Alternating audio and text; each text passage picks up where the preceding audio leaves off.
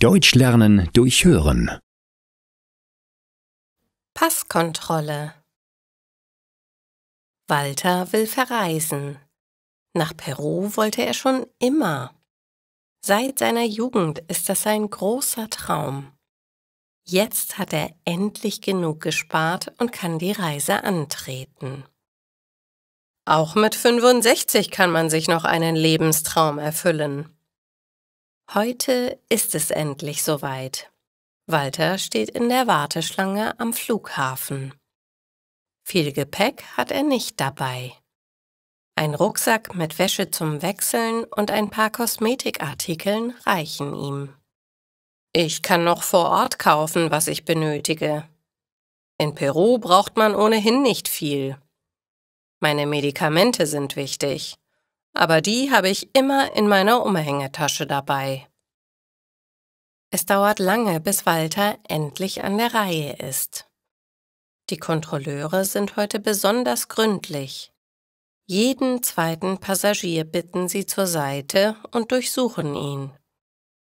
Eine Dame muss ihr Haarspray abgeben. Walter ist ungeduldig. Das weiß doch jeder, dass man Haarspray nicht im Handgepäck mitnehmen darf. Hoffentlich verpasse ich deswegen nicht meinen Flug. Er überlegt, ob er alle Papiere dabei hat. Hier ist mein Ticket, das ist das Wichtigste.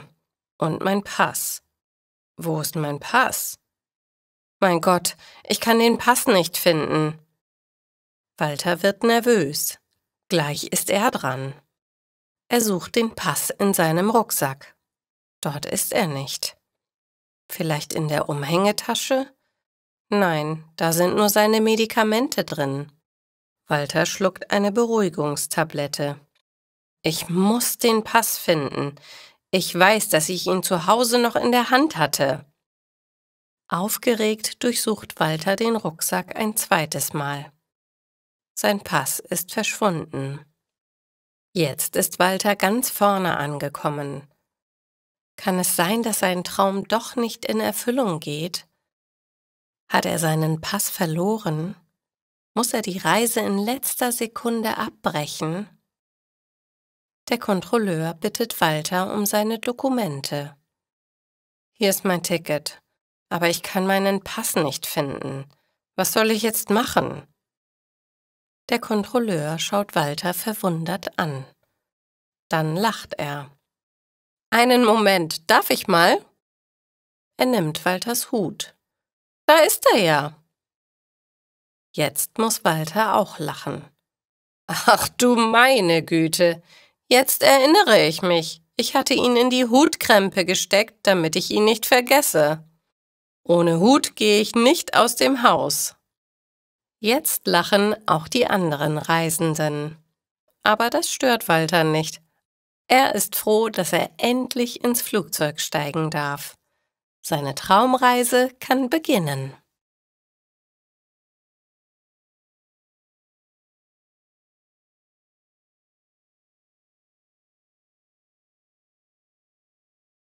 Ein ganz besonderer Tag. Heute ist ein ganz besonderer Tag für Samira. Ihre Freundin Julia kommt zu Besuch. Sie kennen sich jetzt schon viele Jahre. Doch nach der Uni ist Samira von Berlin nach Hamburg gezogen. Hier hat sie einen guten Job gefunden. Julia kommt mit dem Zug. Deswegen fährt Samira gleich zum Bahnhof und holt sie ab. Vorher räumt sie noch das Gästezimmer auf. Alles soll schön sauber sein, wenn ihre Freundin kommt. Samira hat sogar frische Blumen gekauft. Außerdem steht Julias Lieblingsgetränk im Kühlschrank. Zum Frühstück gibt es morgen frische Brötchen und Saft. Bevor Samira losfährt, schaut sie, ob auch alles in Ordnung ist. Schnell bewegt sie noch ein Kissen an die richtige Stelle, ehe sie die Wohnung verlässt. Zum Hauptbahnhof ist es nicht weit. Sie muss nur mit der Straßenbahn fahren. Die Fahrt dauert 10 Minuten, dann ist Samira da. Am Bahnhof angekommen, läuft sie zu dem Gleis, auf dem Julia ankommen wird. Sie freut sich sehr auf ihre Freundin. Der Zug fährt pünktlich in den Bahnhof ein und nach kurzer Zeit können sich die Freunde begrüßen. »Hattest du eine gute Fahrt?« fragt Samira. Julia nickt. »Ja, ich habe eine nette Dame getroffen. Sie hat mir viel über Hamburg erzählt.« Gemeinsam erkunden die beiden die Stadt. Mit ihrer Freundin an Samiras Seite macht es direkt viel mehr Spaß. Sie zeigt Julia ihre Lieblingsplätze und die typischen Attraktionen von Hamburg. Abends kommen beide erschöpft bei Samira zu Hause an. »Das war heute ein ganz besonderer Tag«, sagt Julia und Samira nickt zustimmend.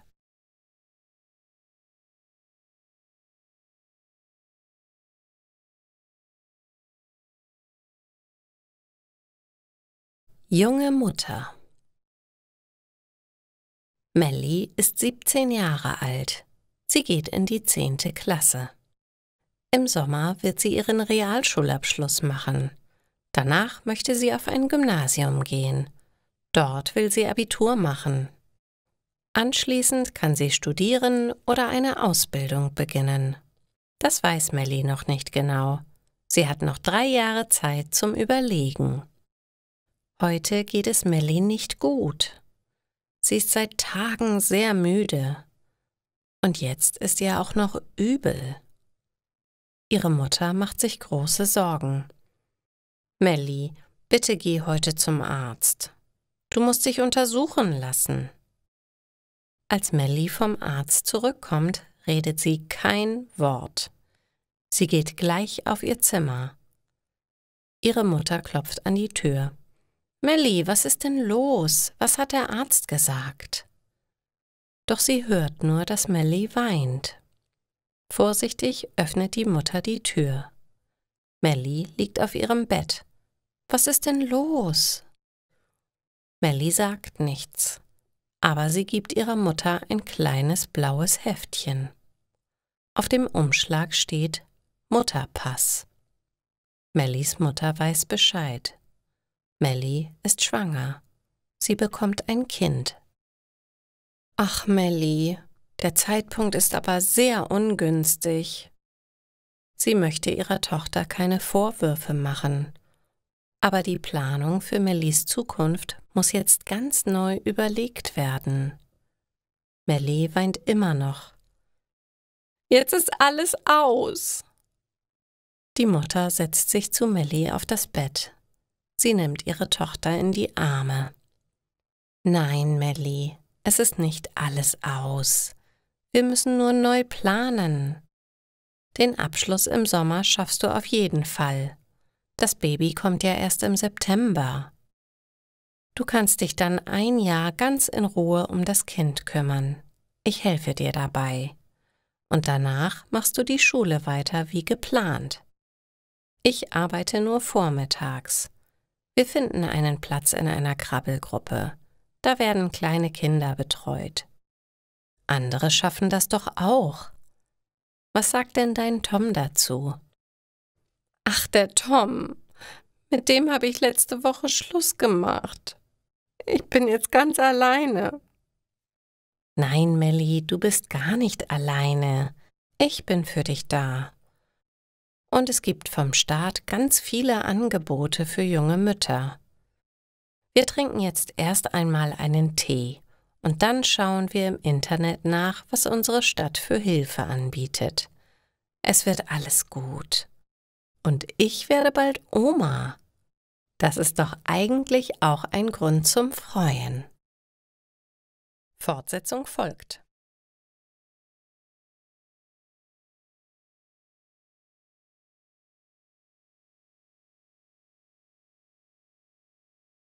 Kinderzimmer einrichten. Melli ist schwanger. Sie ist jetzt im 6. Monat. Gestern hatte sie die letzte Prüfung für den Realschulabschluss. Es ist alles gut gelaufen. Melli ist froh, den Stress hinter sich zu haben. Jetzt kann sie sich erst richtig auf das Baby freuen. Ihre Mutter kommt in Mellies Zimmer. Melli, wir müssen überlegen, wie wir dein Zimmer umräumen können. Du brauchst auf jeden Fall ein Kinderbett und eine Wickelkommode. Was ist denn eine Wickelkommode? Melli hat über Kindermöbel noch nicht nachgedacht. Darauf kannst du das Baby legen, wenn du die Windeln wechseln musst. Sie ist an den Seiten etwas höher, so kann das Kind nicht herunterfallen. Melli überlegt, kann ich das nicht einfach auf einer Decke auf dem Boden machen? Die Mutter lacht. Das wäre natürlich die sicherste Methode, aber dann musst du dich ständig auf den Boden knien. Glaube mir, so eine Kommode ist sehr praktisch. In die Schubladen kannst du alles legen, was du zum Wickeln brauchst. Dann sieht das Zimmer auch ordentlicher aus. Melli ist noch nicht überzeugt. Dann wird mein Zimmer zu klein. Man kann sich gar nicht mehr gut darin bewegen. Können wir so eine Kommode nicht ins Badezimmer stellen? Mellis Mutter nickt. Ja, das ist eine gute Idee. Ich könnte den kleinen Schrank nehmen und wir bauen daraus eine Wickelkommode. Wir brauchen nur ein großes Brett. Das schrauben wir darauf. Und an die Ränder nageln wir noch ein paar Leisten. Ich messe das mal aus. Nachher fahren wir zum Baumarkt. Dort kann man Holz passend sägen lassen. Melli ist froh über diese Lösung. Sie möchte nicht in einem Zimmer leben, in dem so viele Babymöbel sind. Und ein Bettchen brauchen wir auch nicht. Ich kann das Baby mit in mein Bett nehmen. Das ist sowieso besser für das Kind. Die Mutter lacht. Ja, das ist am Anfang auch viel praktischer. Aber irgendwann möchtest du nachts auch wieder alleine schlafen. Dann können wir immer noch ein Kinderbettchen kaufen. Hier in meinem Schrank kann ich 2 Fächer frei machen. Da könnte ich die Kinderkleidung einräumen. Mellis Mutter nickt. Sie will jetzt nichts weiter dazu sagen, aber sie weiß aus Erfahrung, wenn das Kind erst einmal da ist, bekommt man viel geschenkt. Das muss alles irgendwo verstaut werden. Und dann wird auch Melli weitere Möbel haben wollen. Ein Kind verändert alles. Fortsetzung folgt.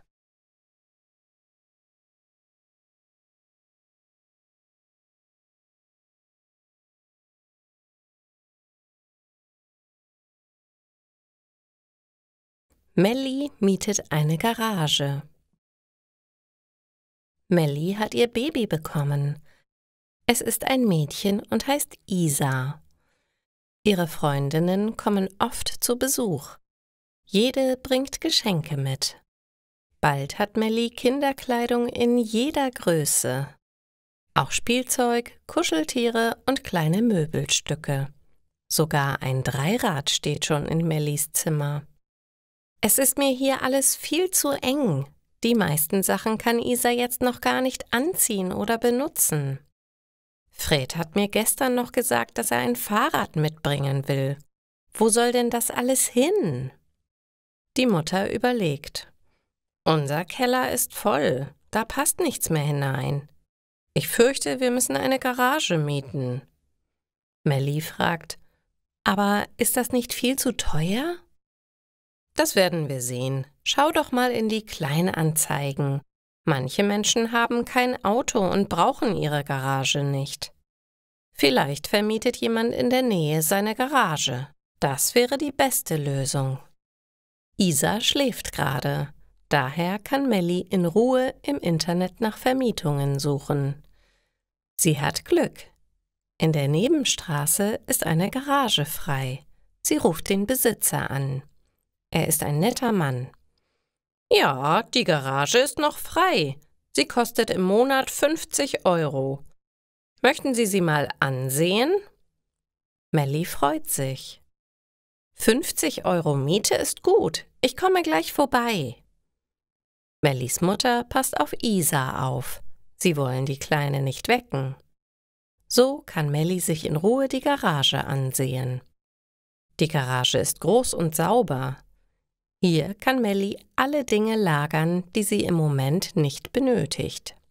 Und sie möchte auch noch ein Sofa hineinstellen. Da könnte sie sich gelegentlich eine Auszeit gönnen. Denn sie merkt jetzt schon, das Leben mit einem Baby ist nicht immer einfach. Ab und zu hätte man gerne mal seine Ruhe, auch wenn es nur in einer Garage ist. Abgemacht! Ich nehme die Garage. Der nette Mann ist zufrieden. So schnell hat er noch nie etwas vermietet. Na dann, viel Spaß damit. Die Miete können Sie mir auch bar geben. Ich wohne ja gleich um die Ecke. Melli ist einverstanden. Jetzt hat sie Platz für die vielen Geschenke und sogar einen kleinen Ruheraum für sich gefunden. Möbel hat sie genug. Sie wird es sich hier gemütlich machen.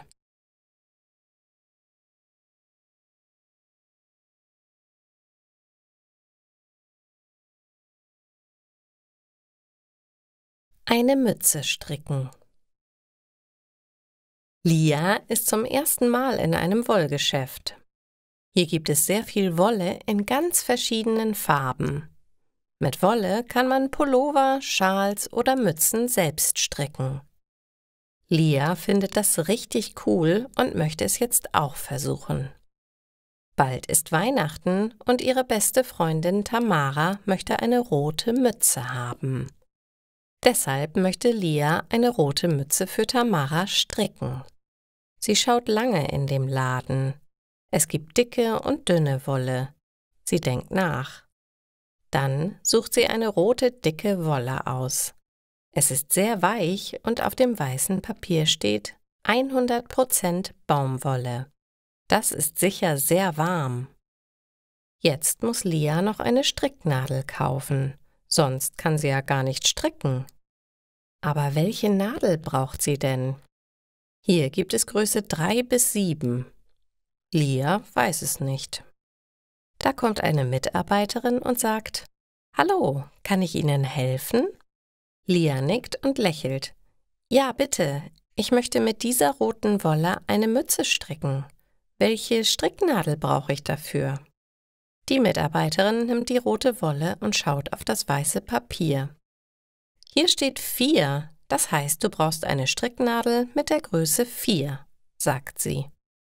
»Ah, super, vielen Dank«, antwortet Lia.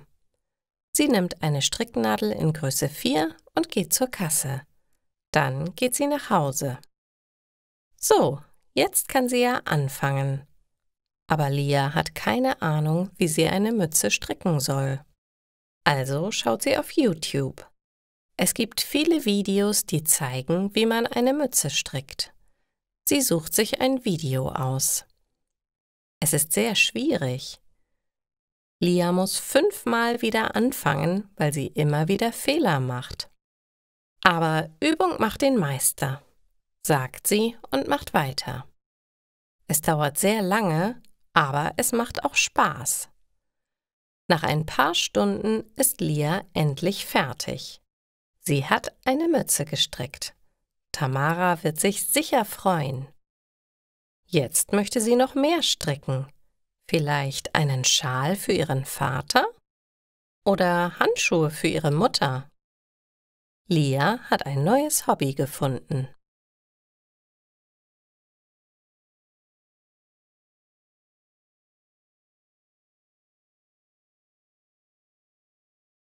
Ein Picknick im Wald.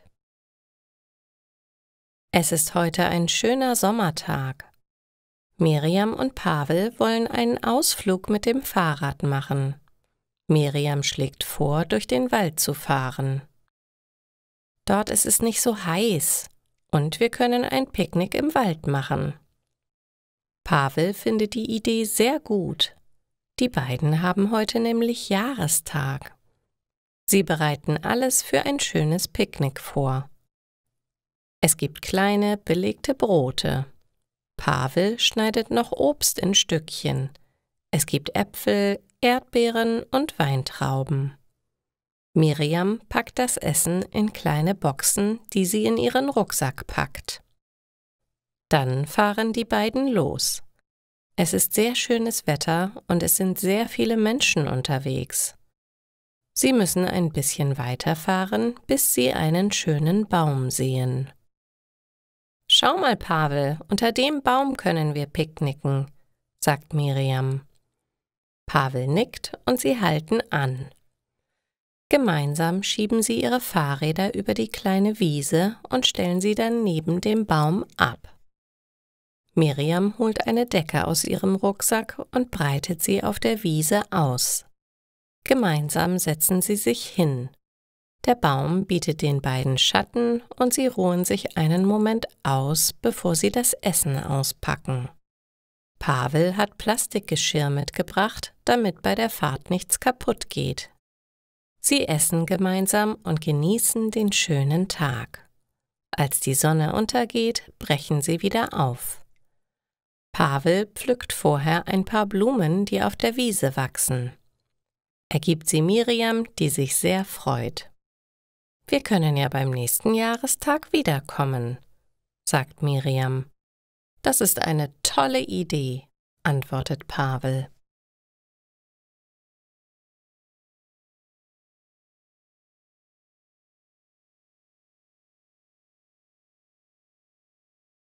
Die kleine Amy würde gerne im Mittelalter leben. Amy liest gerne Märchenbücher. Sie ist 9 Jahre alt und liebt die Geschichten aus früheren Zeiten. Gerne würde sie in einer Burg leben und gegen Drachen kämpfen. Amy weiß, dass es keine Drachen gibt, aber das Leben in einer Burg findet sie romantisch. »Papa, warum können wir nicht in die Vergangenheit reisen? Ich möchte so gerne in einer Burg wohnen.« Amys Vater erklärt ihr, dass es nicht möglich ist, in der Zeit hin und her zu reisen. Aber er hat eine Idee. Amy ist aufgeregt. Heute will ihr Vater mit ihr alleine für eine ganze Woche in den Urlaub fahren. Er verrät ihr nicht, wohin es geht. »Nimm nicht zu viel Gepäck mit, Amy, wir brauchen nicht viel.« Sie fahren mit dem Auto aufs Land. Amy überlegt, wo das Ziel ihrer Reise sein wird. »Ist es ein Ponyhof?« »Nein, kein Ponyhof. Lass dich überraschen, wir sind gleich da.« Das Auto hält an einem alten Bauernhof. »So, wir sind da. Du wolltest eine Zeitreise machen. Hier sind wir im Mittelalter.« Amy steigt verwundert aus dem Wagen. Der Bauernhof wirkt verlassen, doch da steht eine Frau in der Haustür. »Willkommen im Mittelalter. Wir leben hier wie vor vielen 100 Jahren. Du wirst dich wohlfühlen. Kein Strom, kein Lärm, alles wie im Märchen.« Amy freut sich. Es ist zwar keine Burg, aber es ist so herrlich altmodisch hier. So muss es zur Zeit der Märchen gewesen sein. Das wird ein herrlicher Urlaub werden. Allerdings ist das Leben hier recht anstrengend. Man muss das Wasser aus dem Brunnen holen. Es gibt nur einen einzigen Ofen im Haus. Der Ofen steht in der Küche. Auf ihm wird auch gekocht. Die Schlafzimmer sind kalt. Es gibt keine Lampen. Abends muss man Kerzen benutzen, um etwas sehen zu können. Morgens muss man sich mit kaltem Wasser aus einer Schüssel waschen. Aber das Unangenehmste ist, im Haus gibt es keine Toilette. Man muss draußen im Hof auf ein Toilettenhäuschen gehen.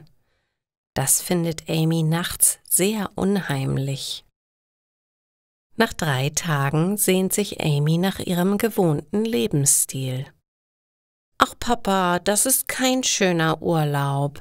Ich möchte gerne Fernsehen und eine Pizza bestellen. Können wir nicht bitte wieder nach Hause fahren?« Amys Vater würde gerne noch ein paar Tage bleiben. Er mag die nette Frau, die das Mittelalterhaus leitet. Aber er kann seiner Tochter keinen Wunsch abschlagen. Also gut, wir fahren morgen wieder nach Hause. Jetzt weißt du ja, wie das Leben früher war. Es ist nicht so romantisch, wie es in den Büchern steht. Ja, das stimmt. Ich glaube, die Märchen sind schön zum Lesen und zum Träumen. Aber leben möchte ich lieber mit Heizung und Licht. Und mit Badezimmer innerhalb der Wohnung.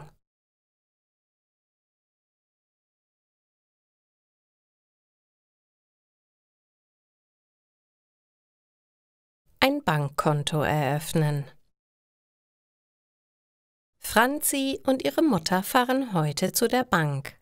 Franzi freut sich sehr. Sie hatte gestern Geburtstag und ist 18 Jahre alt geworden. Heute eröffnet sie ihr erstes Bankkonto. Sie hat schon ein eigenes Taschengeldkonto, aber das ist ja für Kinder.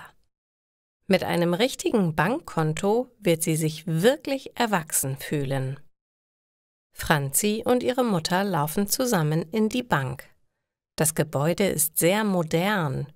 Hier gibt es große Glasfenster und der Raum ist hell. »Na, bist du aufgeregt?« fragt die Mutter. »Ich freue mich total, dass ich endlich ein richtiges Bankkonto haben kann«, sagt Franzi. »Ja, das glaube ich.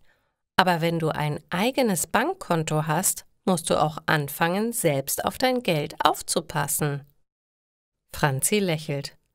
»Ach komm, Mama, das kann ich doch. Ich bin ja kein Kind mehr.« Die Mutter nimmt Franzis Hand. »Stimmt, ein Kind bist du wirklich nicht mehr.« Sie gehen zu einem Büro. Die Bankmitarbeiterin lächelt und sagt: »Guten Tag, setzen Sie sich.« Franzi und ihre Mutter setzen sich hin. »So, Sie wollen ein Bankkonto eröffnen?« fragt die Bankmitarbeiterin. Franzi nickt. »Genau.« »Super, dann brauche ich bitte Ihren Personalausweis.« Franzi holt ihren Ausweis und gibt ihn der Frau. »Ach, herzlichen Glückwunsch zum Geburtstag nachträglich. Dann ist das heute ja besonders aufregend für Sie«, sagt die Bankmitarbeiterin. Franzi nickt und lächelt. »Ja, genau.« »Was für ein Konto möchten Sie denn eröffnen?« fragt die Frau. Franzi überlegt. Sie hat keine Ahnung. Welche Arten gibt es denn?« fragt sie dann. »Es gibt ein Girokonto, das Girokonto für Studenten, das Guthabenkonto, das Tagesgeldkonto.« Franzi schaut ihre Mutter an. Ihre Mutter lächelt und sagt: »Ich denke, ein Girokonto für Studenten würde für dich Sinn machen, Franzi. Du fängst ja nächsten Monat mit dem Studium an.« Die Bankmitarbeiterin nickt. »Das denke ich auch. Super, dann mache ich das ganz schnell.« Sie tippt an ihrem Computer und erzählt ganz viele Dinge. Franzi versteht nur die Hälfte. »So, Ihr Girokonto sollte in 15 Minuten funktionieren. Ihre PIN und Ihre EC-Karte bekommen Sie in ein paar Tagen per Post. Haben Sie denn noch Fragen oder Wünsche?« fragt die Bankmitarbeiterin. »Nein, vielen Dank«, sagt Franzi. Sie fährt mit ihrer Mutter nach Hause. »Mama«, sagt Franzi. »Ja, Schatz, ich habe doch ganz viele Fragen. Kannst du mir bitte noch einmal alles genau erklären?« fragt Franzi. Die Mutter lacht. »Aber klar.« Franzi ist zwar kein Kind mehr, aber sie ist trotzdem sehr glücklich, dass sie ihre Mutter hat.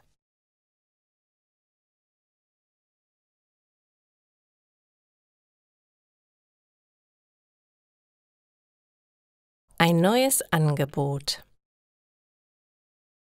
Klaus sieht auf den Brief in seinen Händen. Sein alter Handyvertrag wird teurer. Klaus ist verwirrt. Er liest den Brief noch einmal. In den unteren Zeilen findet er ein neues Angebot. »Das ist sogar noch günstiger als jetzt«, sagt er zu sich selbst. Er greift zu seinem Telefon und möchte direkt bei seinem Anbieter anrufen. Zuerst landet er in der Warteschlange. Eine fröhliche Musik spielt und Klaus singt leise und zufrieden mit. Dann meldet sich eine elektronische Stimme. Bitte geben Sie Ihren Namen und Ihre Kundennummer an. Klaus nennt seinen Namen und seine Kundennummer. Dann sagt ihm die Stimme, dass er einen Augenblick lang Geduld haben soll. Wieder spielt die fröhliche Musik. Dann wird es plötzlich still und ein junger Mann meldet sich. »Hallo, Herr Mustermann, Sie sprechen mit Daniel. Wie kann ich Ihnen helfen?« »Hallo, ich möchte gerne einen neuen Handyvertrag«, antwortet Klaus. »Natürlich, Herr Mustermann. Ich sehe hier in Ihren Daten auch, dass Ihr alter Vertrag teurer wird. Wollen Sie unser Angebot für den neuen Vertrag annehmen?« Klaus überlegt nicht lange. »Ja, das möchte ich sehr gerne«, sagt er. »Das ist wunderbar. Dann schalte ich Ihre Daten frei und Sie bekommen in den nächsten Tagen Post von uns.« »In Ordnung«, antwortet Klaus. »Kann ich Ihnen bei noch etwas helfen, Herr Mustermann?« fragt Daniel. »Nein, danke«, antwortet Klaus. Sie verabschieden sich und Klaus legt auf. Jetzt hat er einen neuen Handyvertrag.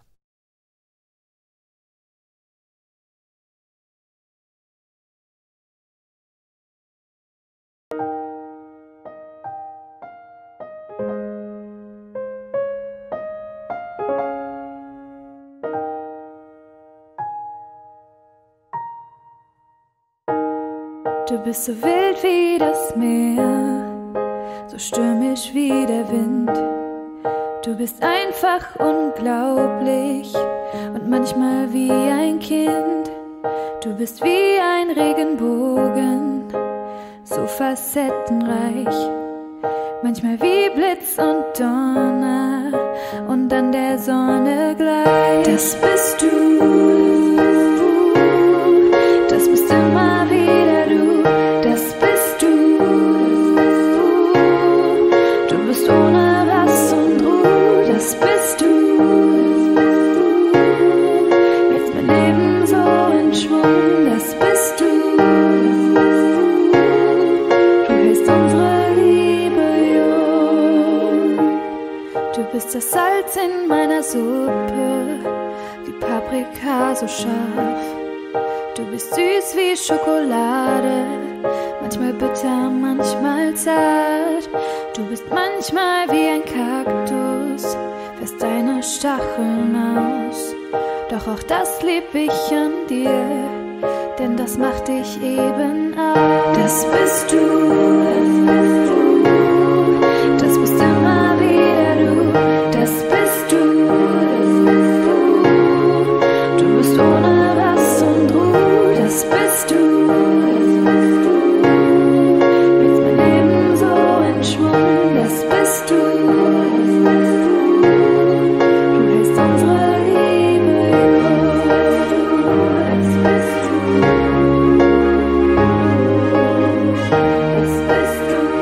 das bist du, das bist du,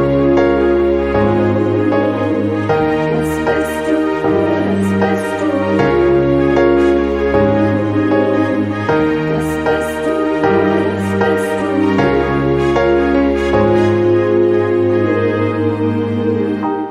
bist du, das bist du. Das bist du, das bist du, das bist du.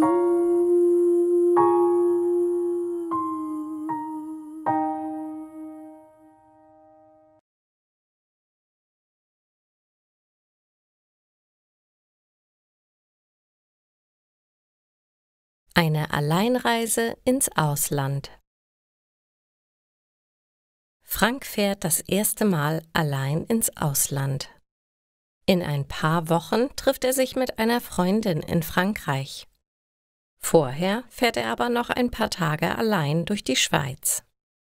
Das ist schwieriger, als er gedacht hat. Erst heute dachte er daran, dass die Schweiz nicht Teil der EU ist und er deshalb kein Internet am Handy hat. Das letzte Mal, dass er ohne Internet gereist ist sicher 10 Jahre her. Jetzt ist er ein bisschen nervös. Wird er das Hotel gleich finden? Hat er alles Wichtige geplant? Als erstes fährt Frank 11 Stunden mit dem Zug nach Zürich. Da er über Nacht fährt, schläft er im Liegewagen. In der Früh redet er mit 2 Frauen, die mit ihm in einem Raum schlafen. Sie sind sehr nett und sprechen Französisch. Frank trainiert sein Französisch mit ihnen. Als er aussteigt, sucht er die Busstation. Er kann sie aber nicht finden. Und auf Google Maps kann er auch nicht schauen. Deshalb spricht er einen jungen Mann an. Er ist sehr nett und bringt ihn zu der Bushaltestelle. Ohne Probleme findet er das Hotel. Er duscht sich und geht dann gleich zum Zürichsee. Dann trifft er 2 Leute, mit denen er zusammen schwimmt und am Abend essen geht. Die Stadt ist schön. Als er in der Nacht zurück zum Hotel will, findet er den Weg nicht. Aber kein Problem. Er fragt wieder Leute auf der Straße, die immer sehr nett sind. Als er am Abend im Bett liegt, ist er sehr glücklich. Alleine reisen macht richtig Spaß. Du triffst viele neue Leute und kannst immer selbst entscheiden, was du machen willst.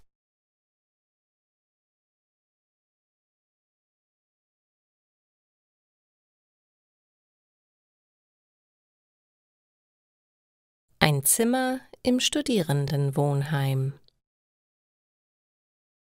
Klack! Die Tür geht auf. Sandra schaut vorsichtig in das Zimmer. Es ist sehr hell. Das macht sie glücklich. »Oh, schau mal«, sagt sie und geht zum Fenster. Ihr Vater stellt sich neben sie.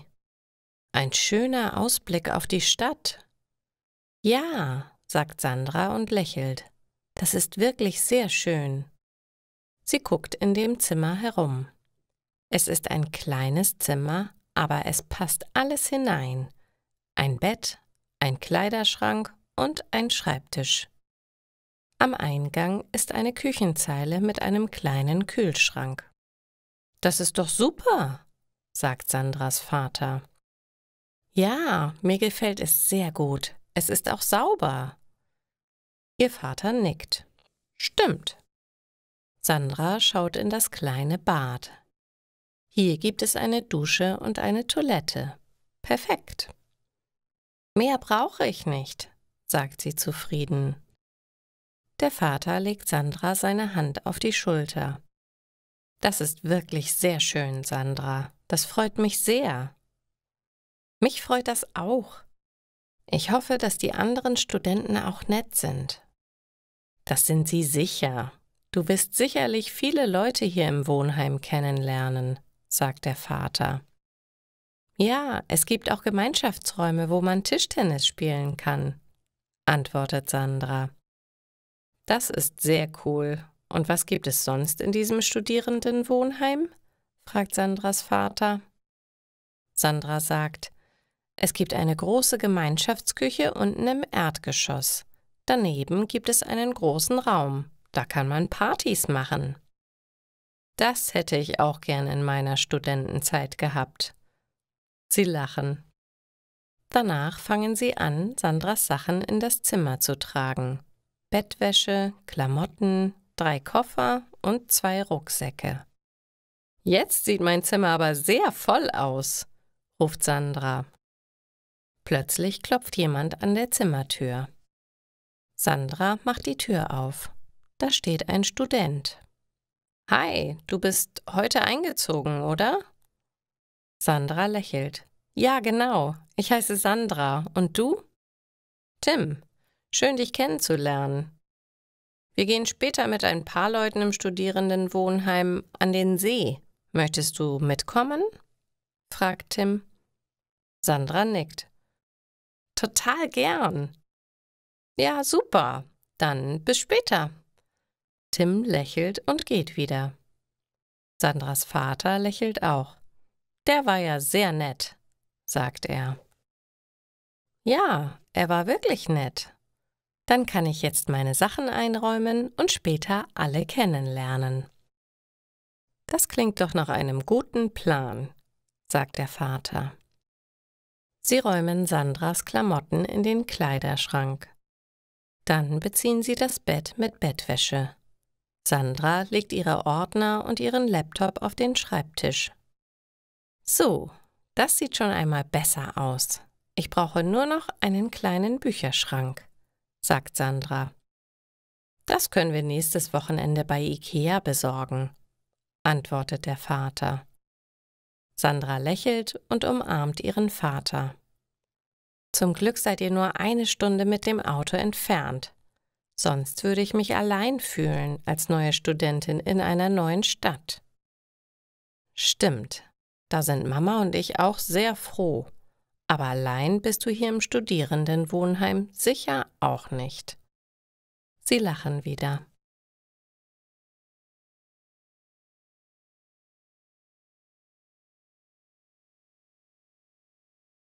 Die Wichtigtuerin. »Lena, komm her und hilf mir«, sagt Ingrid. Lena läuft schnell zu Ingrid. Sophie, Lena und Ingrid sind heute bei Sophie zu Hause. Sophies Mama ist nicht zu Hause. Deshalb hat Ingrid die Musik sehr laut gemacht.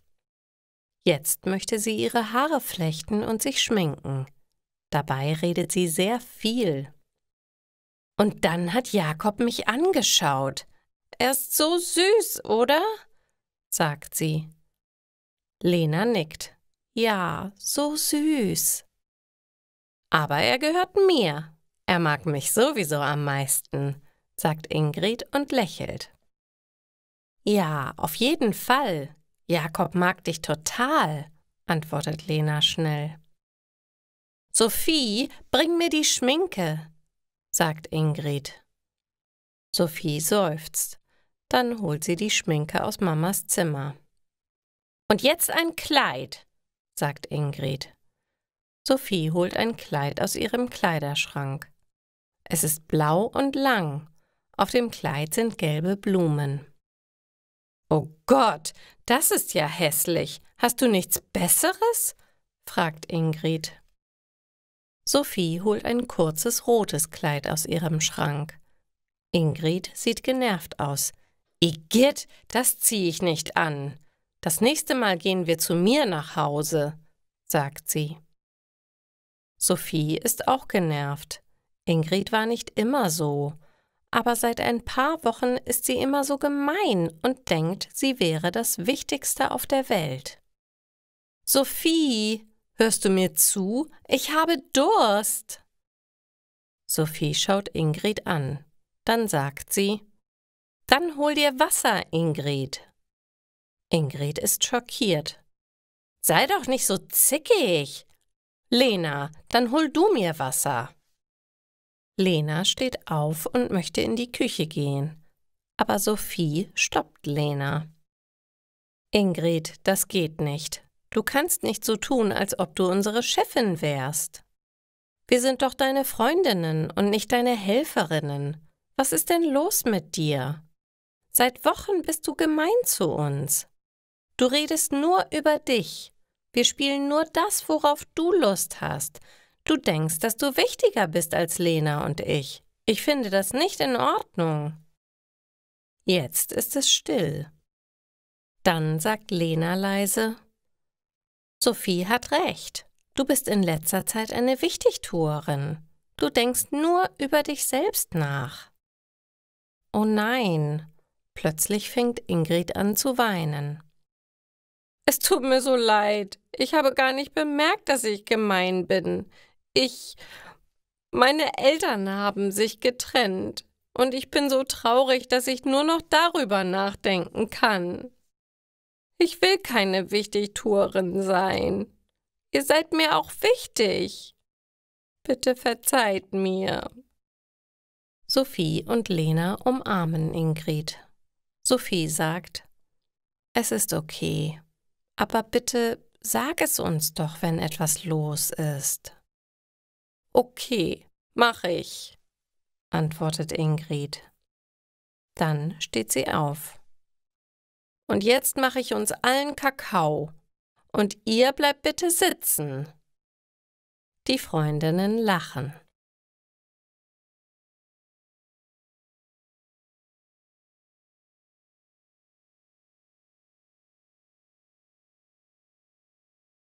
Eine Freundin aus Bayern.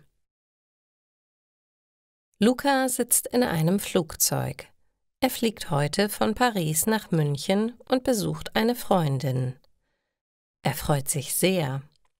Luca war noch nie in München. München ist die Hauptstadt von dem Bundesland Bayern. Endlich kommt er am Flughafen an. Draußen wartet Sarah auf ihn. »Servus, Luca«, sagt sie. »Hallo, Sarah«, antwortet er. Sie umarmen sich. »So, was wollen wir heute machen?«, fragt Sarah ihn. »Ich will Brezeln essen und Bier trinken«, sagt Luca. Sarah lacht. »Typisch bayerisch. Alles klar, das machen wir.« Luca und Sarah fahren mit der S-Bahn in die Stadt. Sie steigen am Marienplatz aus und laufen herum. Hier sind sehr viele Menschen. Sie gehen zu einem Bäcker. Es gibt verschiedene Arten von Brezeln. Normale Brezeln, Butterbrezeln, Pfefferbrezeln, Käsebrezeln. Luca ist begeistert. »Wow, hier gibt es so viel«, sagt er. Er kauft sich eine normale Brezel und eine Käsebrezel.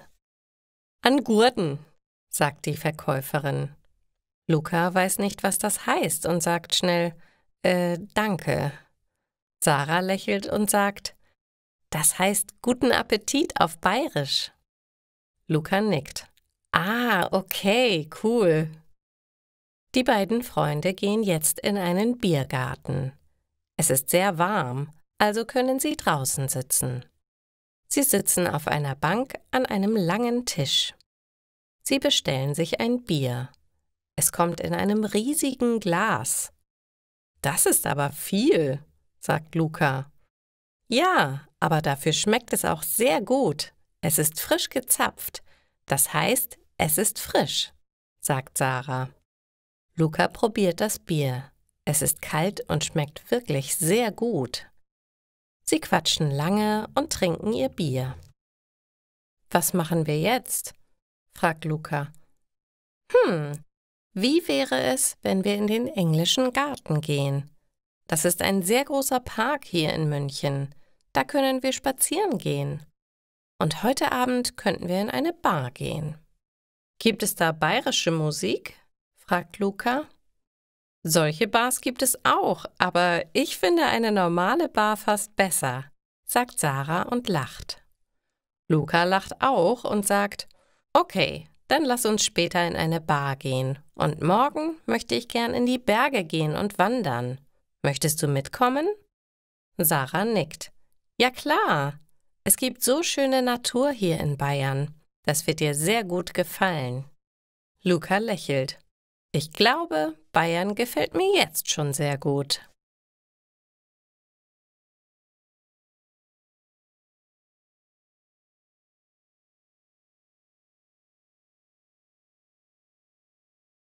Geburtstagswunsch. Seit 3 Monaten wohnen Chrissy und Jan in Portugal. Sie sind aus Deutschland ausgewandert. Das Leben in Portugal gefällt ihnen bis jetzt sehr gut. Sie wohnen in der Nähe vom Meer. Es gibt viele frische Früchte und die Portugiesen sind sehr freundlich. Aber heute ist Jan ein bisschen traurig. Es ist das erste Mal, dass er seinen Geburtstag ohne seine Eltern und seinen Bruder feiert. »Heute Abend will ich mit dir feiern«, sagt seine Ehefrau Chrissy zu ihm. »Ich habe keine Lust«, antwortet Jan. »Gut, dann will ich einfach nur mit dir Zeit verbringen. Wir müssen nicht feiern. Ich koche unser Abendessen und wir haben einen gemütlichen Abend zu Hause, okay?« Jan ist einverstanden und geht arbeiten. Als er am Abend nach Hause kommt, riecht es köstlich. »Was kochst du?« fragt er. »Natürlich dein Lieblingsgericht, Ratatouille. Aber als erstes habe ich gleich dein Geschenk für dich.« Vor ihm steht eine große Torte mit vielen Kerzen. »Das ist lieb«, sagt Jan, bläst die Kerzen aus und wünscht sich was. »Was ist dein Geburtstagswunsch?« fragt Chrissy. »Das darf man doch nicht sagen, sonst geht der Wunsch nicht in Erfüllung.« Seine Frau gibt ihm einen Kuss. »Ist okay. Flüstere ihn mir zu und ich sage niemandem etwas davon.« Chrissy kann immer wieder ein Lächeln auf seine Lippen zaubern. Er redet in ihr Ohr. »Ich wünsche mir, dass ich meine Familie bald sehen kann.« Jetzt lächelt Chrissy. »Das habe ich mir fast gedacht.« »Überraschung!« schreien Menschen hinter ihm. Jan dreht sich um und vor ihm stehen seine Eltern und sein Bruder. Glücklich umarmt er alle. Sein Geburtstagswunsch wurde erfüllt.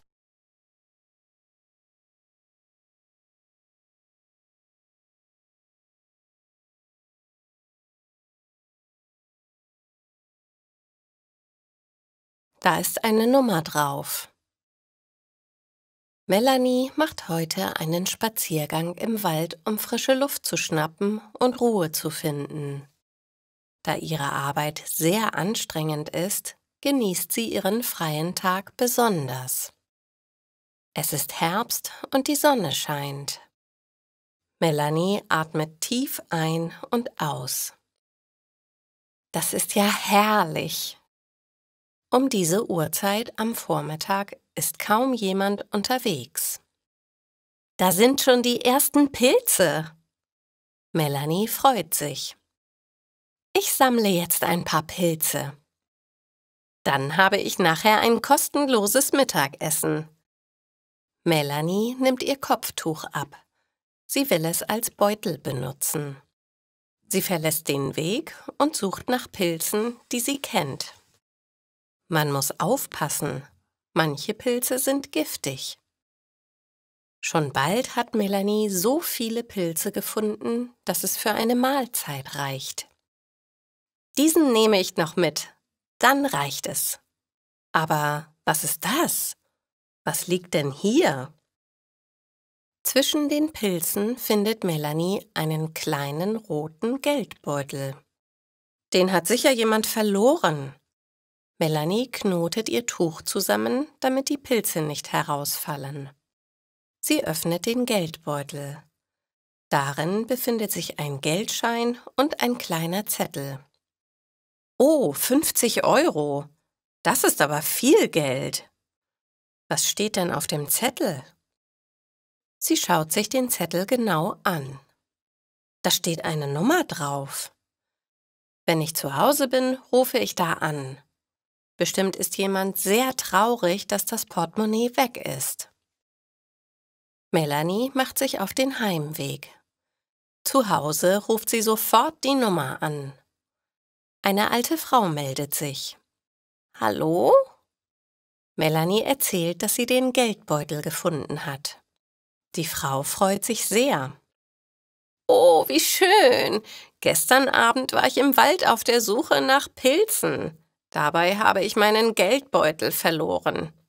Ist das Geld noch darin enthalten?« »Ja, es sind noch 50 € darin. Soll ich Ihnen den Geldbeutel vorbeibringen? Ich habe heute Zeit.« Die ältere Dame ist überglücklich und gibt Melanie ihre Adresse. Am Nachmittag besucht Melanie die alte Frau. Sie hat einen Kuchen gebacken und lädt Melanie zu einer Tasse Kaffee ein. »Es ist schön, dass Sie so ehrlich sind. Ich habe den Geldschein gestern Morgen von der Bank geholt.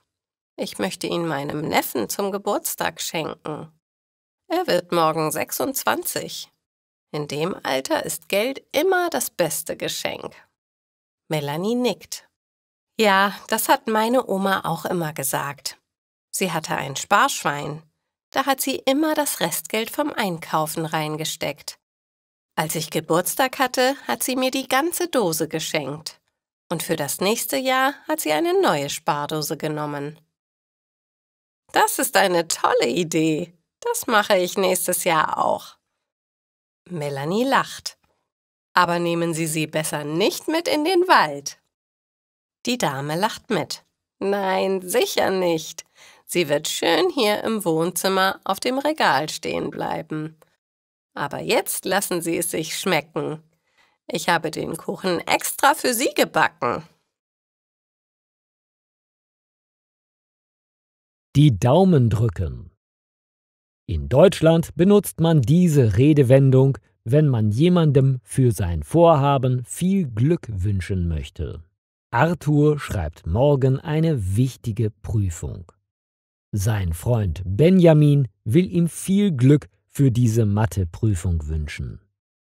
Er sagt: Ich wünsche dir viel Erfolg für die Matheprüfung und drück dir ganz fest die Daumen.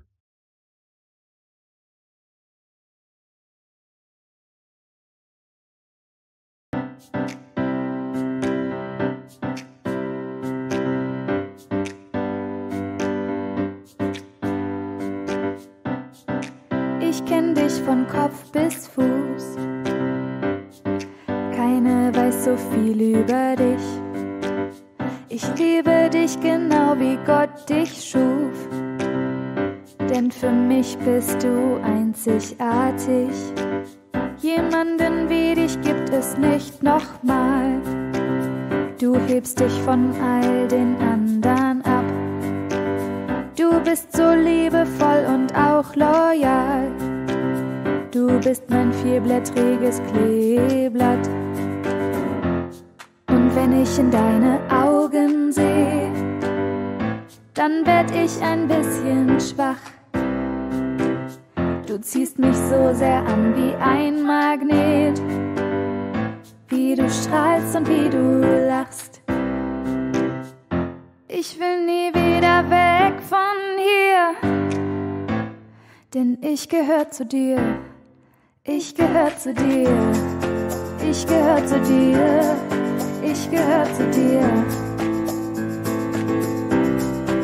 ich gehör zu dir, ich gehör zu dir, ich gehör zu dir.